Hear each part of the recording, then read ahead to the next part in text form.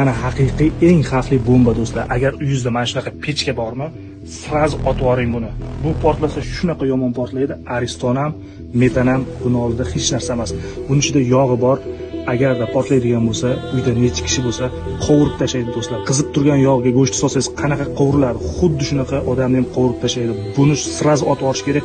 O'rniga oddiy pechka qo'ying yoki bo'lmasa kondisioner yoki kotel bo'lsa kotel qo'ying, sharoitga qarab qo'yavering. Bunaqa pechdan umuman foydalanmang va sotib olmang do'stlar. Juda ham xavfli do'stlar. Hozirgi kunda qish paytida juda ham ko'paygan mana shunaqa pechlardan foydalanish. Hozirda portlash holatlari kuzatilyapti. Tiklab bo'lmaydigan darajada kuydirib tashlayapti odamlarni. Bitta kishini eshitdim, 8 marta operatsiya bo'lgan, lekin umuman yuzini to'g'rilab bo'lmayapti. Yog' shunaqa sachraydi xona bo'ylab. Xonada necha kishi bo'lsa, hammasini qovurib, kuydirib tashlaydi do'stlar. Juda ham xavfli bomba bilan teng ekan bu.